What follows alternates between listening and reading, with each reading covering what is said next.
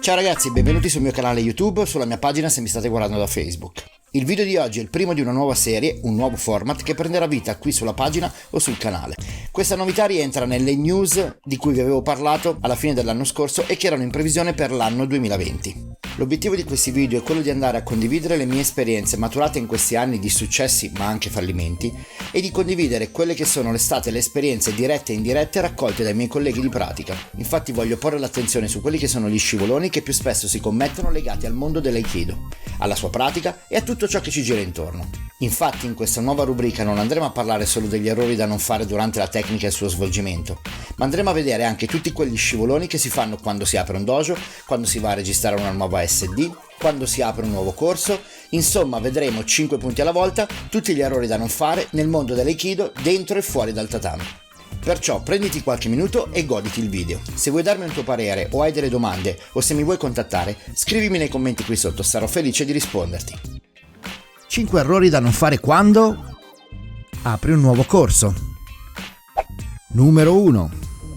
Aspettarti che le persone arrivino da sole. Quando apri un corso, che sia in una struttura pubblica o una struttura privata presso altri, o che sia la tua struttura privata, o semplicemente nello scantinato sotto casa, parti sempre dal presupposto che nessuno sa dove sei e soprattutto che nessuno ha voglia di fare la fatica di venire a trovarti. Come direbbe un esperto di marketing molto più famoso di me, la Hope Strategy non è una strategia vincente. Ricordati che le persone non arrivano da te se non sono informate e guidate passo passo dal loro divano al tuo tatami. Numero 2. Non avere un tatami o un'idonea zona di pratica.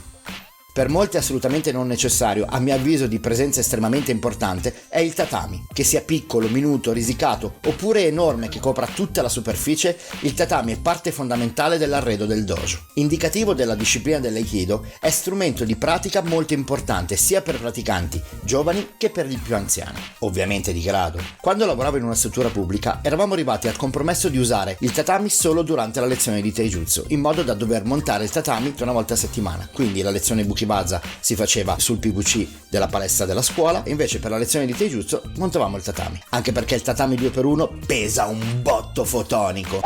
Numero 3. Non essere consapevole delle tue attività. Ti spiego questo punto facendoti alcuni esempi, ma ricorda che ce ne sarebbero molti di più da tenere in considerazione. Se organizzi un seminario internazionale con oltre 100 persone, ma lo organizzi una volta ogni 10 anni, che senso ha prendere una sala da 300 metri quadri e ricoprirla con un tatami? Durante il corso ordinario, i tuoi 4 allievi, o mi auguro 20-25, si sentiranno dispersi su un tatami così grande e quando i tuoi potenziali nuovi studenti ti verranno a trovare avranno la sensazione che il tatami sia sempre vuoto e che quindi non sia sensato investire il loro tempo e i loro soldi in un corso, in un'attività che non vuole fare nessuno. Ricordati che la percezione, ovvero il dojo che sembra vuoto, colpisce molto di più della realtà. 25 persone per un corso di Aikido sono tante. Numero 4. Non essere facilmente raggiungibile per il nuovo praticante.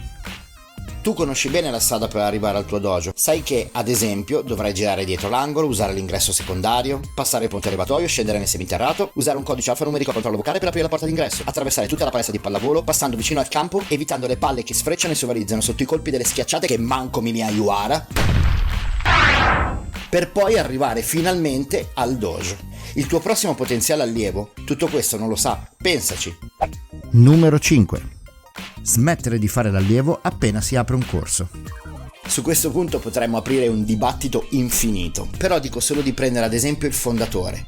Il fondatore non ha mai smesso di studiare, di allenarsi e di ricercare fino alla fine dei suoi giorni. Non si è fermato e non ha tirato i remi in barca appena presa la cintura nera o la prima qualifica. Dicendo di continuare a allenarsi, attenzione, considero l'allenamento minimo sindacale, cioè 2 sere a settimana come studente, sotto un docente che vi faccia da guida, non 10 minuti davanti a YouTube.